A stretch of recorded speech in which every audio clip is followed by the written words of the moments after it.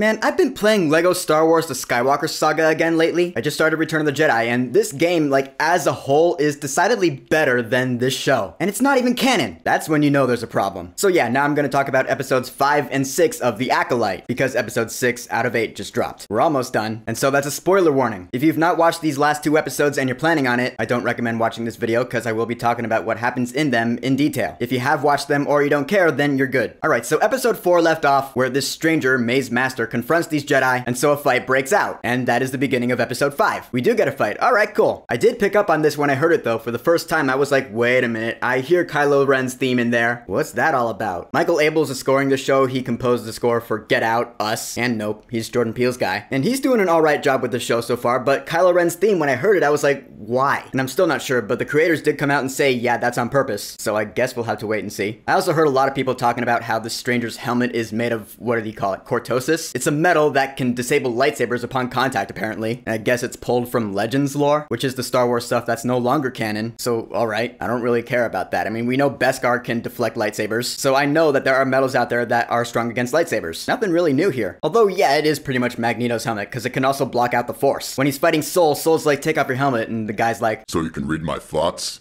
No. I was like, okay, yeah, Magneto, Charles Xavier, that was the same deal. I'm sure we all thought that, right? And apparently Soul shares a past with this dude who, yeah, turns out to be Chimere. Surprise, yeah, I was not expecting that, because if you remember my theory from my previous video, I thought the stranger could have been Mother Anastasia, but no, I was wrong. Turns out it was Chimere all along, which I will say, this scene was actually kind of sweet. I'll admit it, because like right when he gets unmasked, he's fighting Jackie Lon, and he just stabs her 3 times, just boom, boom, boom. I was like, holy shit. Oh man, alright, she's dead. Rest in peace, Jackie Lon. Now she gets to be the one to say, this is what it feels like.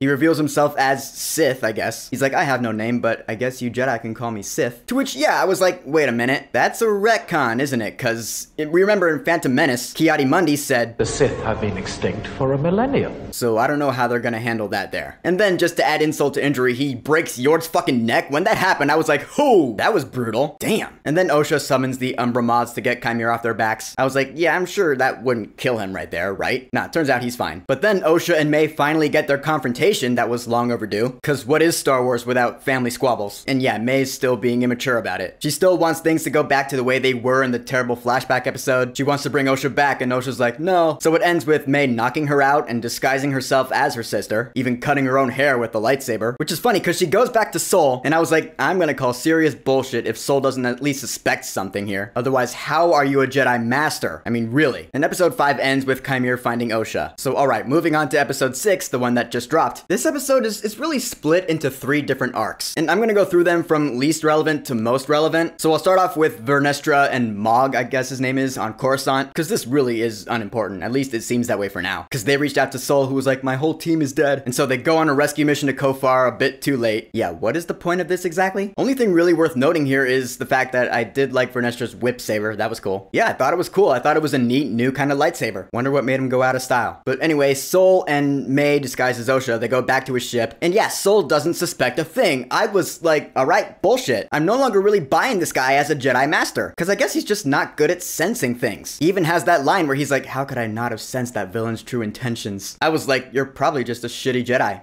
Maybe that's all there is to it. Granted, you're good in a fight, you outlived your coworkers, but that's pretty much it. Because it's not until Basil, that little Ewok-looking dude who's not really an Ewok, but he's a tracker. Anyway, it's not until Basil tells Soul, when Soul's like, oh shit, alright, I'm gonna stun May then. Oh damn, how could I not sense that? Man, I am bad at this. That's probably what he told himself. And so he cuffs her down, and he's like, alright, I'm gonna talk and you're gonna listen. So yeah, finally he's gonna spill the tea about what really happened in the past, what those Jedi were up to 16 years ago. About time, in the 3rd act of the season. It just took 6 episodes to get here. I swear, this problem would have been solved in like a day if these Jedi weren't so damn cryptic. But alright, fine, we're finally gonna get some answers next week. Now on to what I would say is the most relevant story arc in this episode, Osha and Chimere. Osha wakes up and yeah, as soon as she stepped outside and the view pulled out, I was like, no.